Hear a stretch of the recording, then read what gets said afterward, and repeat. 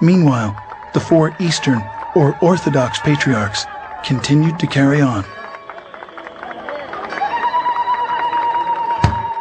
In 1517, a little-known German monk named Martin Luther, protesting certain Roman Catholic practices, nailed a 95-point thesis to the door of the Roman Church in Wittenberg.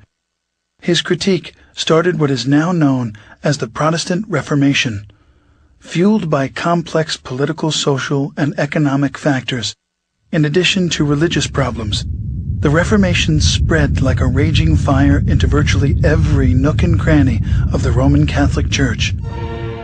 As decade followed decade, many branches of Protestantism took various forms.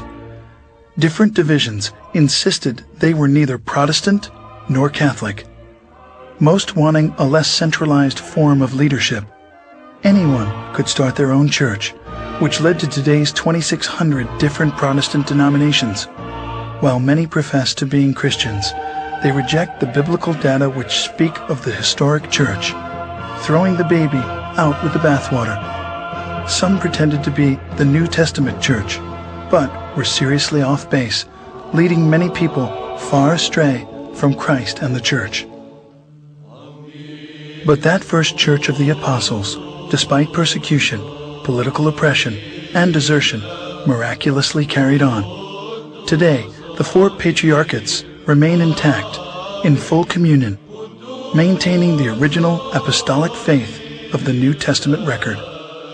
The holiest two Christian shrines, the Nativity, where Jesus was born, and the Sepulchre, where Jesus was buried and resurrected, are still protected to this day by the Orthodox Church. As the 165th direct successor to the Apostle Peter, the Patriarch of Antioch, Ignatius IV, presides on a street called Straight, as is mentioned in the Bible.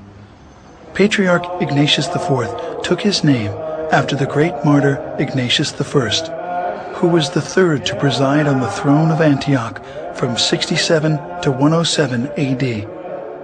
Records of Orthodox tradition hold that Ignatius of Antioch was the young child Christ took up into his arms in Matthew 18:3.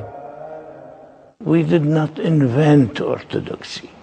Churches cannot be invented. And nobody can make a church. And Christ is the only one who spoke about his own church.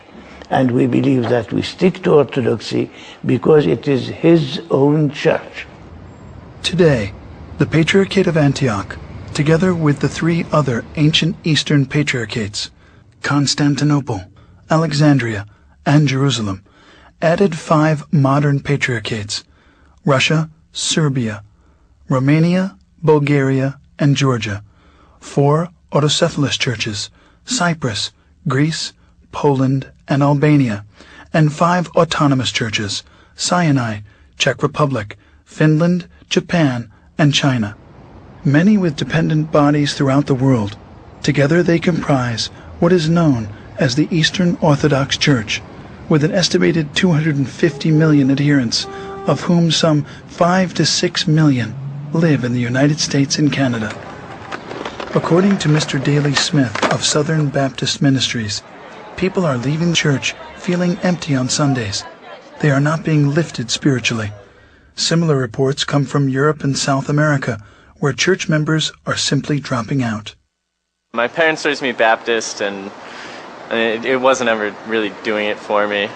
They used to make me go to church every Sunday, and now I just kind of don't believe in anything. I take what I want to out of the Bible and out of the Word, and I pray on my own, and I just don't really feel that I need one man, a pastor or a priest to give me that word. I think it's my relationship with God and my relationship with Christ, and no man, I feel, has one word to say about it.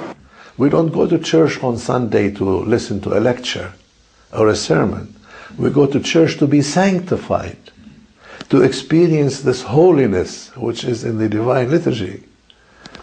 And if you go to church and don't experience this sense of the holy, then you leave the church without without what the American psychologist William James said, without a spiritual experience. And we go to church to have a spiritual experience and be in communion, not only with God, but with each other.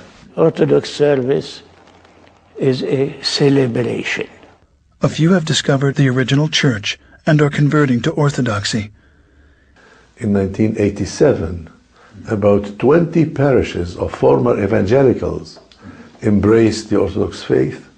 I charismated them and ordained them, and they are an integral and very important part of the Archdiocese today. The thing that brought us to at least look at the church was after almost a decade of campus outreach and evangelism in the 60s, we became convinced that biblically we had to be tied into the church to do what we were doing. We did not set out to discover orthodoxy. We set out to find out what the ancient church was really like. And in doing so, we discovered orthodoxy. O you Orthodox Christians, may the Lord God remember His heavenly kingdom, always, now, and ever, and unto the ages of ages. From the beginning, the breaking of the bread and wine was kept at the very center of Christian worship.